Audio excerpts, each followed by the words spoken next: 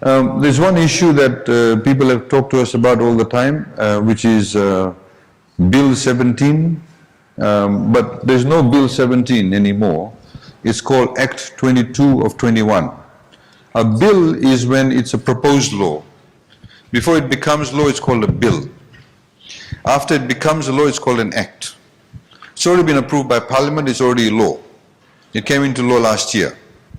So just very quickly, what actually, if I, for example, okay, use these two lovely ladies as an example.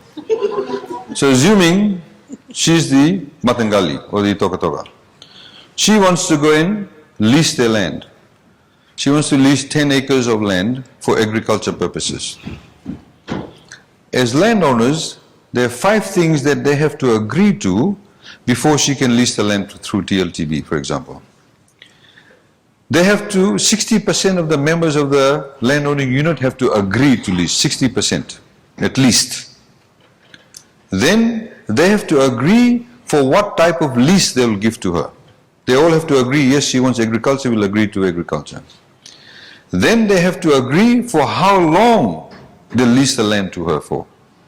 She may want it for 50 years, 70 years, 99 years, 30 years, 10 years, whatever it is. They have to agree to that. So 3 things.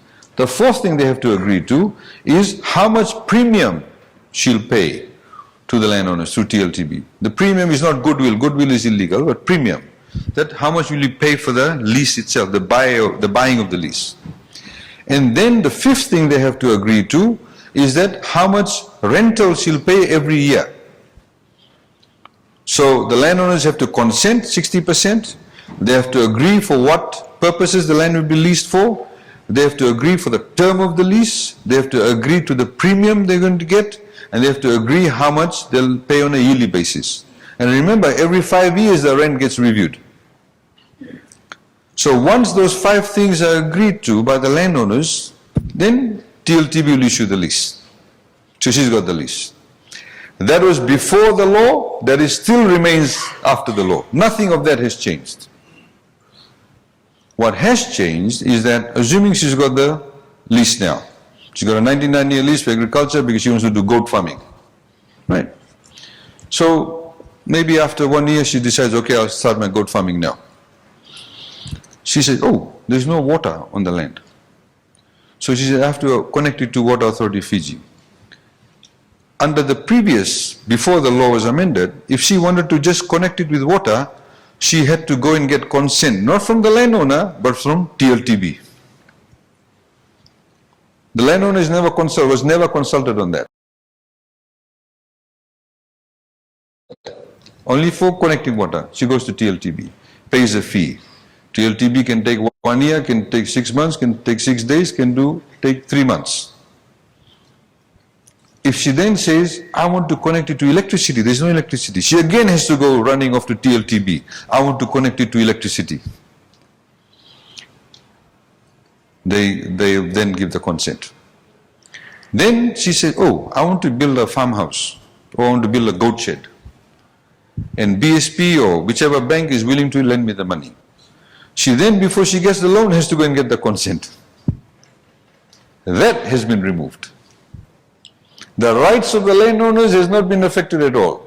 The landowners still today, even after it became law, Act 22 of 21, still have to give consent to that. If tomorrow she, say, borrows money from BSP, 2 years later, Bread Bank comes along and says, I'll give you cheaper interest rates. She wants to change banks, she has to go to the TLTB. It's an administrative matter. That was the same requirement if you leased government land. Same thing, the Director of Lands had to give the consent for water, electricity, bank. That has also been removed. So now it makes TLTB or iTAUKEI land a lot more attractive because she says, oh, I can lease it, the landowners have agreed, this is how much I'll pay, no problem. I can now get the lease, I can start building. I can connect to water, electricity, blah, blah, blah. But if tomorrow, or after 5 years, she decides she wants to sell the land, or sell the lease, she has to get the landowner consent. If she wants to subdivide the land, she has to get landowner consent.